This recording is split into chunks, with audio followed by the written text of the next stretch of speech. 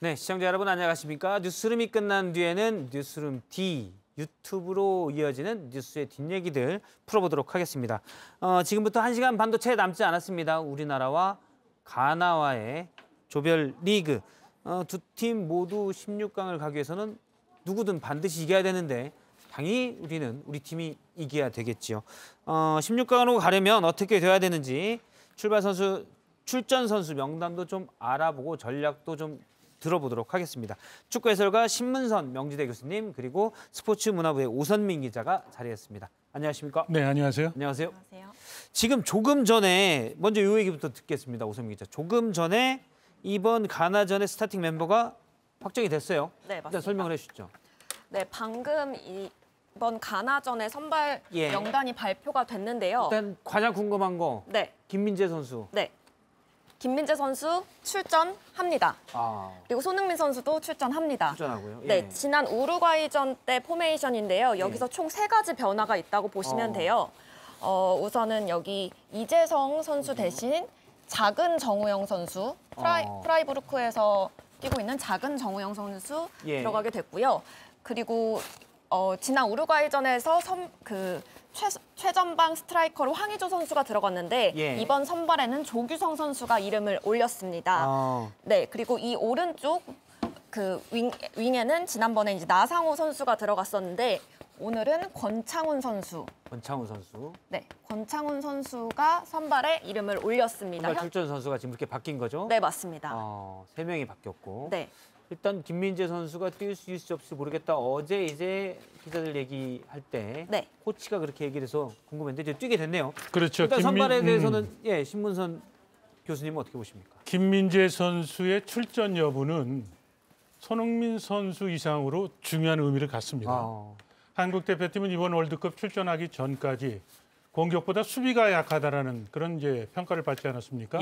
우루과이 경기 때 장신 수아레스 선수를 철저히 꽁꽁 묶어서 운동장 밖으로 내쫓은 게 바로 김민재입니다. 김민재 선수가 갖고 있는 플레이는 11명의 축구 선수 중에서 1명이 아니라 2명, 3명의 몫이라는 거거든요.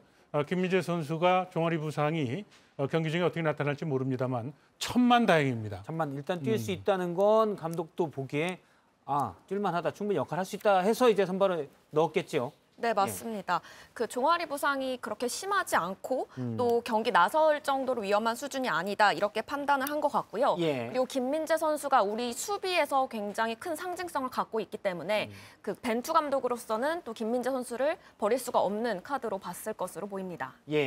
조규성 선수 일단 뭐 사실은 지난주에 축구를 볼 때도 제 주변에서도 저 선수 같이 보던 사람들이 저 선수 누구예요? 라고 했던 많았거든요. 근데 선발로 이렇게 이제 최전방에서 뛰게 됐네요. 어떻습니까? 평가 경기를 분석하는 이제 학자 입장에서 그 가장 중요한 데이터를 이제 반영할 경우에 정량 분석이라고 그러죠. 최근 5경기의 데이터를 중요시합니다. 황의조 선수는 그동안 부상 때문에 소속팀에서 컨디션이 그렇게 썩 좋지는 못했고요. 반면에 조규성 선수는 K리그에 시즌 막바지에 계속 골을 터뜨렸고 컨디션이 굉장히 좋았었거든요.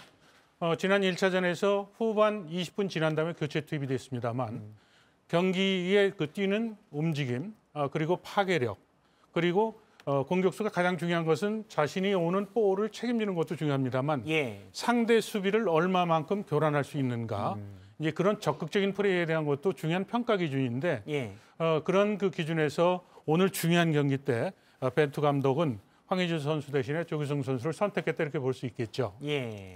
조규성 선수가 이제 사실 축구를 많이 안 본 분들은 최근 기사에서는 외모로만 기억을 할 텐데 지금 교수님 말씀 들으니까 충분한 실력을 보여주고 이 역할을 할 것이다. 네, 맞습니다. 데이터상으로 보면 컨디션이 떨어지면 90분 경기 중에 전체적인 볼 터치 횟수, 그다음에 패스 성공 횟수, 그다음에 슈팅, 그리고 드리블에 대한 어떤 몇 번의 그 기회를 가졌는지 그런 것을 갖고 이제 평가를 하는 거거든요. 오늘 경기는 한국 대표팀으로 16강 가기 위해서 굉장히 제일 중요한 경기인데 컨디션을 좋은 선수를 선발 기준으로 삼았다 이렇게 볼 수 있는 겁니다. 단 아까 이제 김민재 선수에 대한 부분인데 제가 어제도 그랬고 그저께도 얘기를 했습니다만 김민재 선수에 대한 컨디션은 뛸만 해서 그 스타팅 멤버로 쓴 거냐. 예. 그렇지 않으면 김민재 선수를 뺄 수 없는 그런 한국 대표팀의 지금 그 상황으로 이제 볼 수 있는 대목으로 보거든요. 뛸 수 있을 때까지 뛰어라 이건지 그렇죠. 충분히 뛰어라 뛸 수 있어라는 건지는 아직 봐야 된다는 그렇죠. 말씀이시죠. 월드컵에서 우승하는 국가는요. 특히 수비 라인 교체가 없습니다.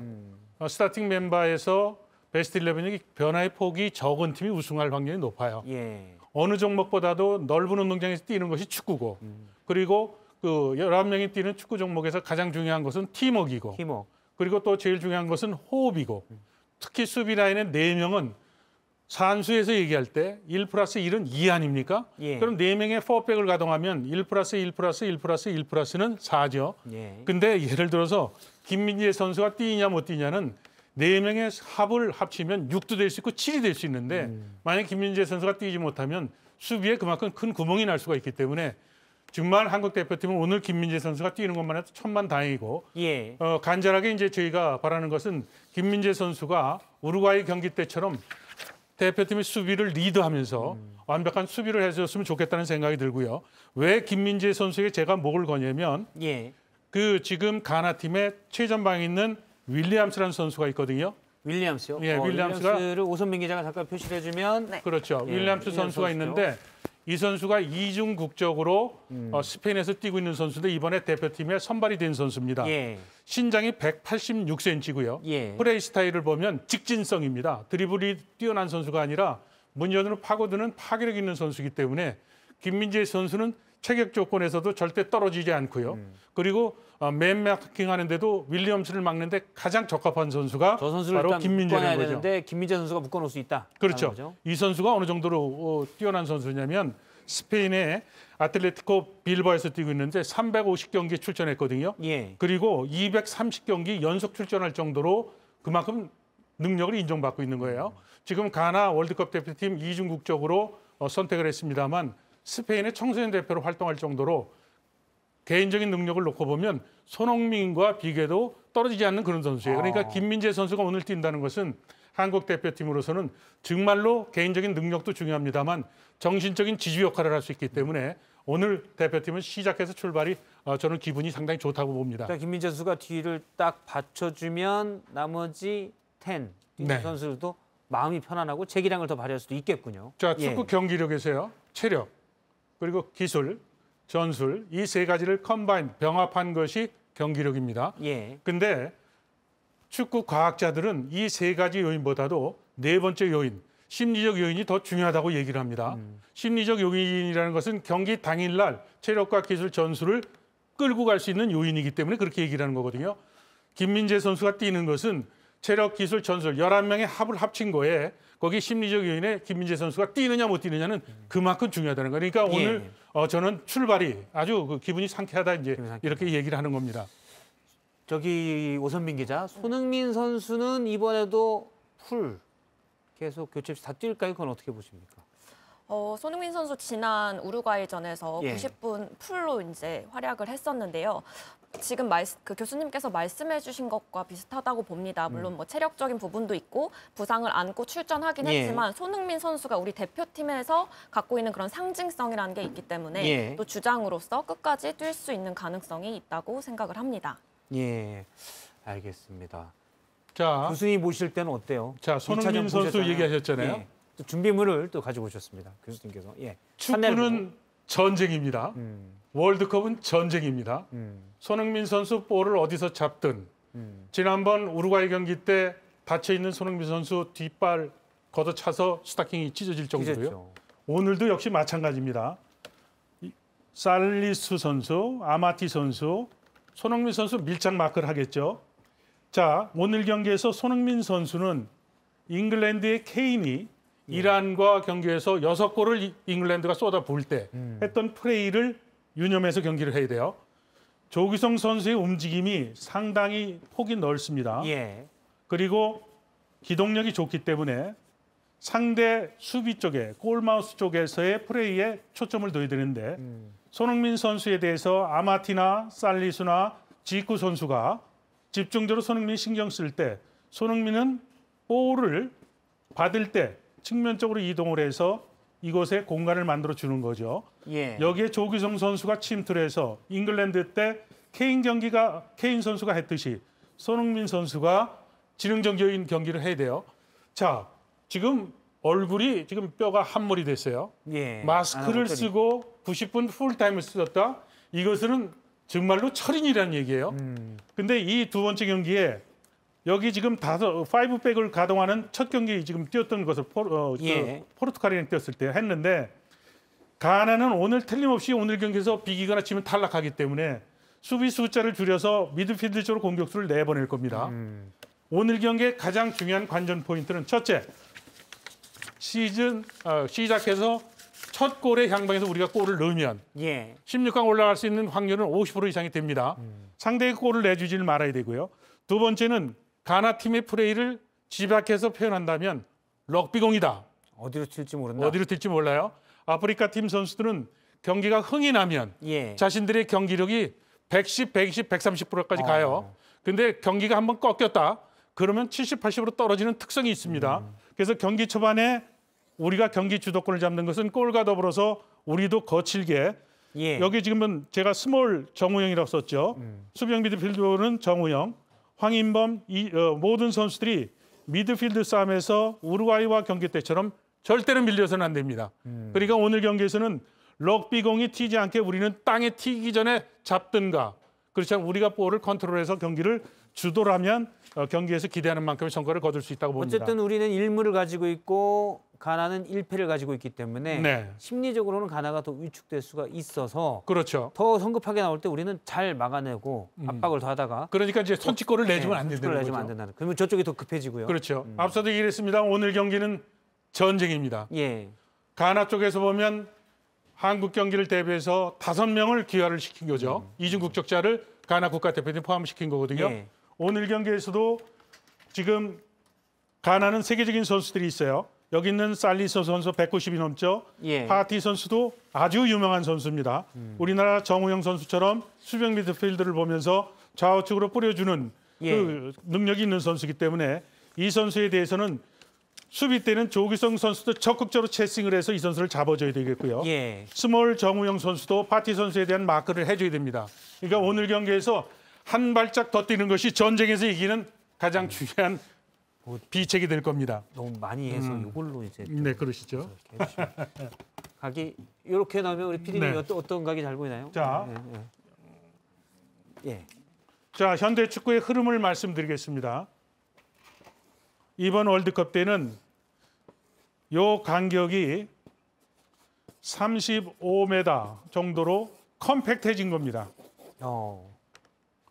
자, 가나는 한국 진영으로 그죠?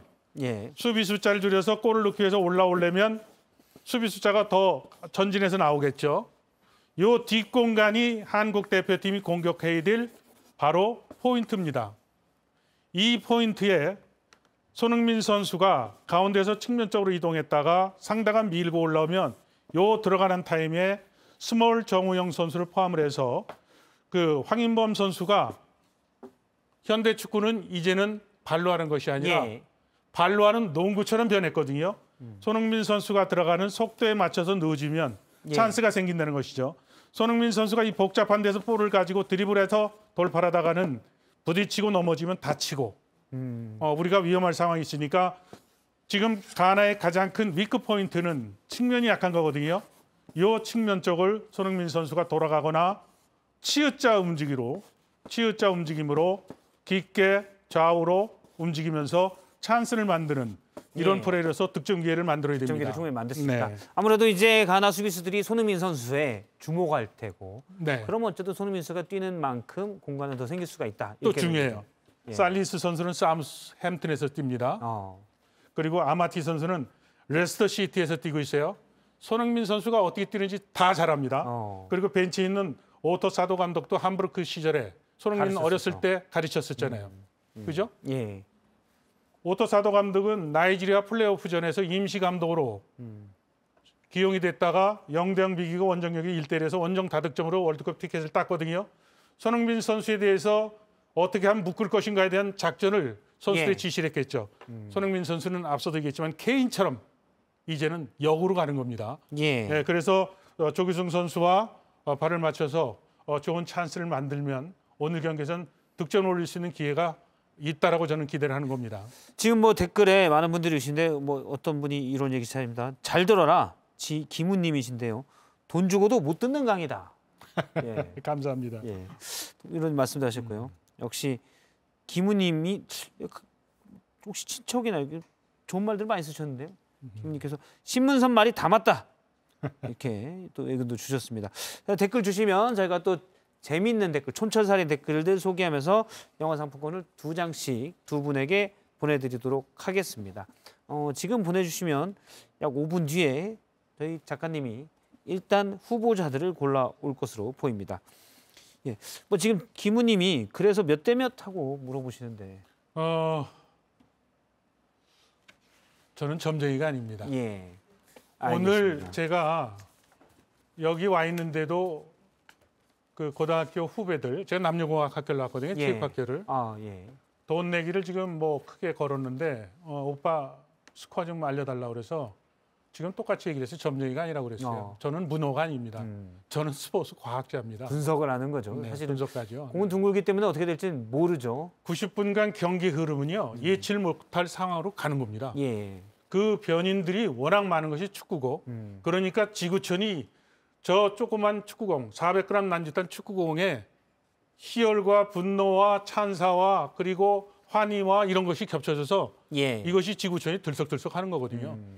어떤 사람이 함부로 축구 경기에 이런 변이들이 많은 스포츠에 대해서 몇 대 몇으로 이긴다고 얘기하는 것은 저는 적절치 않다고 봐요. 네. 김우님께 말씀드리면 적절치 않다는 교수님의 말씀이 있었습니다. 사실은 저도 지난 우루과이 전에 주변에 이제 후배들이나 전화해서 선배 그래서 이거 몇 대 몇이에요? 지금 뭐 2만 원 걸려 있어요라고 물어보고 그러면 네. 저는 잘 모른다라고 늘 얘기를 했는데 좀 많죠. 오선민 기자도 주변에 이렇게 네. 동료들끼리 그냥 재미로 네, 맞습니다. 그걸로 이제 치킨 사 먹는 값으로 내기를 네. 걸곤 하잖아요. 네, 맞습니다. 어디가 많습니까 주로? 네? 어느 쪽에 많이 겁니까? 아무래도 이제 우리나라가 이겼으면 하는 바람들이 다들 있으니까 우리나라가 뭐 1대 0으로 이긴다, 2대 0으로 이긴다, 2대 1로 이긴다 이런 희망이 섞인 이런 좀 바람들을 많이 내놓는 것 같습니다. 예. 네. 우루과이전 할 때는 제도 주변에 보니까 객관적인 분석을 가정해서 배당이 높은 우리가 진다에 거는 친구도 종종 있었습니다. 알겠습니다. 그러면 좀 더 손흥민 선수 그때 1차전 때 보셨을 때 우루과이전 때 보셨을 때 컨디션은 어떤 것 같아요? 다 올라왔다고 보십니까? 아무래도 부상에 대한 후유증이 있기 때문에 위축되어 있는 것을 볼 수 있었죠. 그런데도 불구하고 이제 영국의 축구 전문가들 그리고 전 세계 미디어들이 그 경기에 MVP로 손흥민 선수를 꼽지 않았습니까? 축구를 해본 사람들은 압니다. 신체적 접촉이 있는 농구, 축구, 뭐 아이스하키 이런 종목들은 진짜 발가락에 발톱만 다쳐도 경기력이 급격히 떨어지는데 손흥민 선수가 90분간 뛸 수 있었다는 것은 그만큼 투철한 정신력이 있는 거거든요. 그래서 오늘 경기에서도 김민재와 손흥민 선수가 선수들을 잘 컨트롤해서 아마 파이팅 스피릿에서 상대팀을 제압하고 좋은 경기를 할 것으로 보거든요. 다시 한번 강조합니다만 오늘 경기는 전쟁이고요. 전쟁에서 주도권을 잡는 것이 가장 중요한 그런 그 경기로 저는 분석을 합니다. 알겠습니다. 예전에 보면 이게 지금 역대 월드컵 2차전 성적 저는 사실 다 팀이 각자 다르기 때문에 2차전 승패를 가지고 2차전 우리가 늘 비기거나 졌어. 한 번도 못 이겼어. 이런 건 좀 안 맞다고 보는데 일단 2차전이니까 한번 분석을 해보죠. 오선민 기자가 준비했습니다. 네, 맞습니다. 저희 그 대표팀이 1954년부터 2022년 올해까지 총 11번의 월드컵에 출전을 했었거든요. 1986년부터는 10회 연속 출전을 했고요. 그런데 지금 여기서 보시면 조별리그 2차전에서는 한 번도 이긴 적이 없습니다. 4번 비겼고요. 그다음 6번은 졌습니다. 저희가 이제 그 4강, 그 역대 최고 성적인 4강에 올랐던 2002년에도 기억나시겠지만 홀란드랑 포르투갈을 이겼지만 미국전에서는 이렇게 비겼어요. 그리고 원정 예선전에서요. 그렇죠. 네. 본선 저기 조별리그에서. 네, 맞습니다. 그리고 원정 첫 16강이었던 남아공 월드컵 당시에도 아르헨티나에 1대 4로 졌었습니다. 그래서 이제 2차전 징크스다 이런 얘기들이 나오는데요. 그 2차전 징크스도 있지만 또 한 가지 좀 희망적인 걸 얘기를 해본다면 물론 최근에 이 세 그 월드컵에서 다 지긴 했었지만 이 브라질 월드컵 알제리전에서 2골이 있었고요. 멕시코전에서 1골 나왔었는데요. 이때 다 2번 다 손흥민 선수가 득점을 했었어요. 이 2골 중에 첫 번째 골이 손흥민 선수의 월드컵 데뷔골이었었고요. 예. 멕시코전에서도 물론 지긴 했었지만 이 첫 번째 득점 손흥민 선수가 만든 득점이었었거든요. 손흥민 선수가 지금까지 월드컵에서 총 3골을 넣었는데 그중 2골이 2차전이었습니다. 물론 예. 우리나라는 졌지만 그렇기 때문에 이번에 또 이제 2차전에 손흥민 선수가 또 한 번 득점을 해준다면 또 2차전 징크스를 또 깨볼 수 있지 않을까 하는 생각도 듭니다. 예. 2차전에서 이긴 적은 없지만 손흥민 선수가 골을 종종 넣기 때문에 네. 이건 또 우리가 기대할 만하다.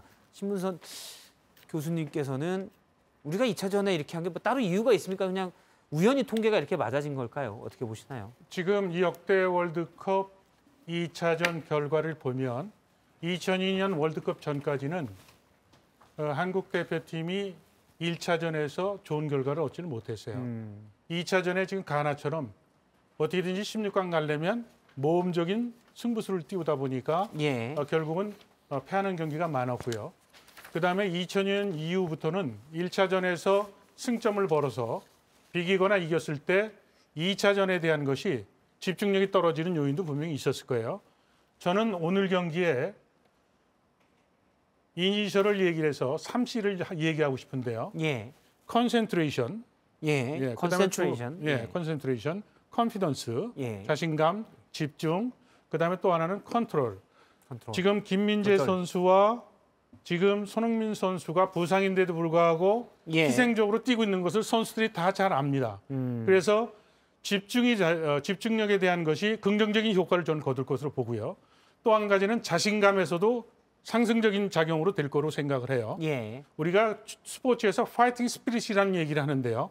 오늘 경기에서 가나는 이겨야만 올라갈 수 있기 때문에 파이팅 스피릿이 있을 수도 있다고 그러지만 예. 한국은 오히려 김민재와 손흥민의 효과로 인해서 한국 대표팀은 파이팅 스피릿도 그렇고 지금 얘기했지만 컨피던스나 컨센트레이션이나 컨트롤 이겼을 때 조절하고 우리가 지금 승점 1점이잖아요. 예. 우리는 꼭 이겨야 올라간다는 것은 수학적으로 이건 맞지 않습니다. 비기면 우리가 2점이 됩니다.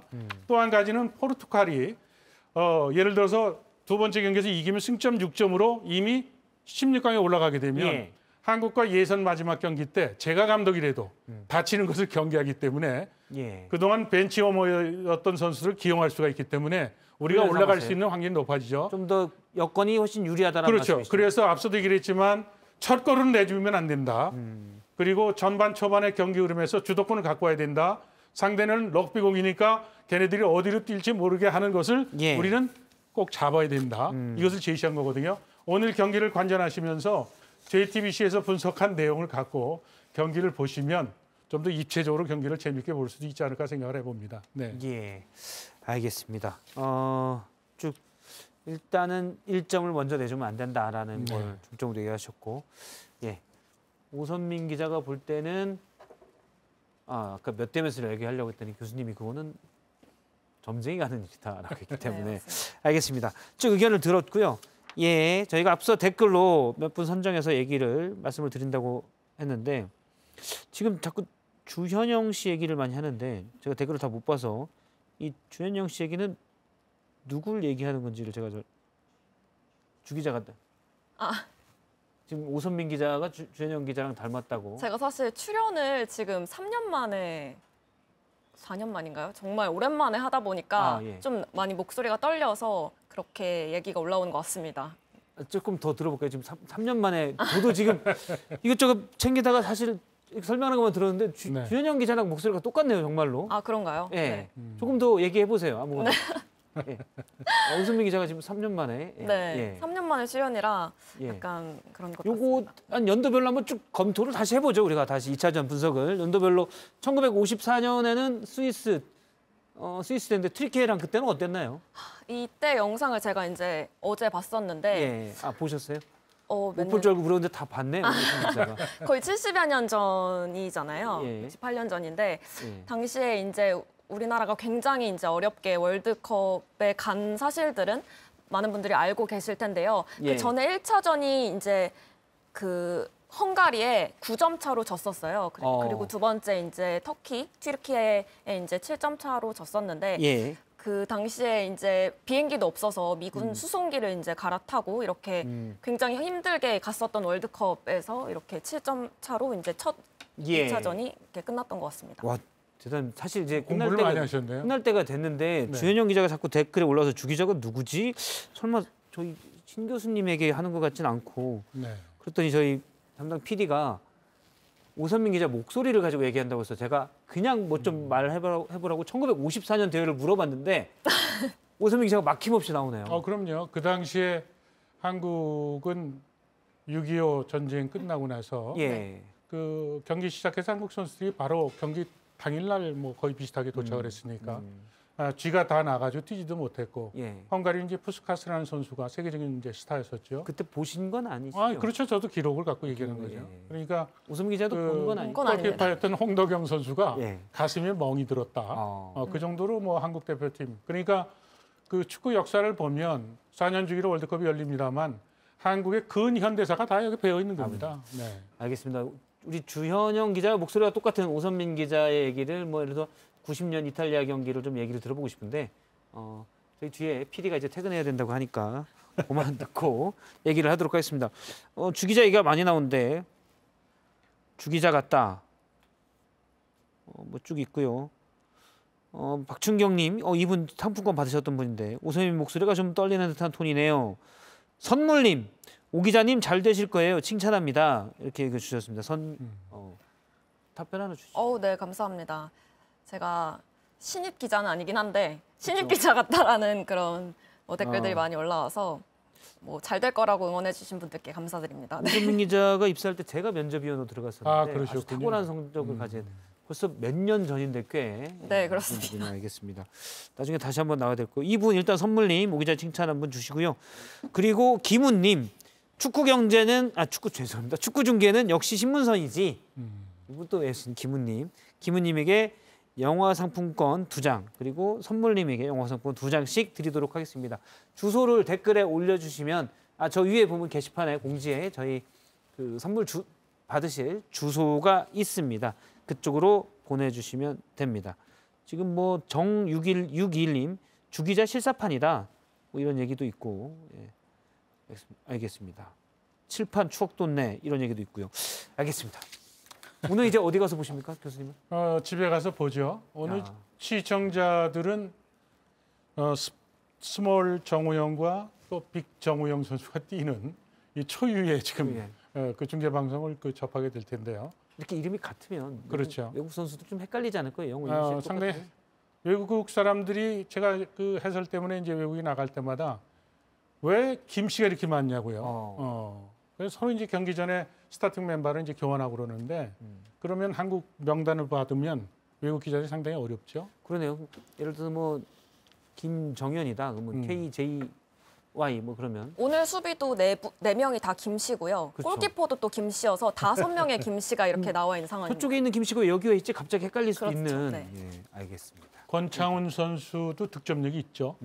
그리고 오늘 조규성 선수도 이제 또 교체 투입을 했는데 오늘 경기에 관전 포인트 중에 하나는 벤투가 스타팅 멤버 지금 바꿨잖아요. 예. 3명을 바꿨어요. 그리고 이강인 선수를 언제 투입할 거냐도 오늘 경기에 가장 또 중요한 시선을 끄는 대목이거든요. 이강인 선수 제가 천재라고 칭찬하잖아요. 예. 한 나라의 국가대표가 되는 것은 부모의 선물을 타고나요. 체력적인 요인들이 그렇죠. 다 부모가 유전적 스피드가 요인도 있으면 필요하죠. 그렇죠. 유전적인 요인이 있는데 천재라고 얘기하는 메시나 호날두나 이것은 신이 부여한 선물을 줬거든요. 메시는 아무리 연습을 해도 일반 선수를 그렇게 드리블을 하지 못하죠.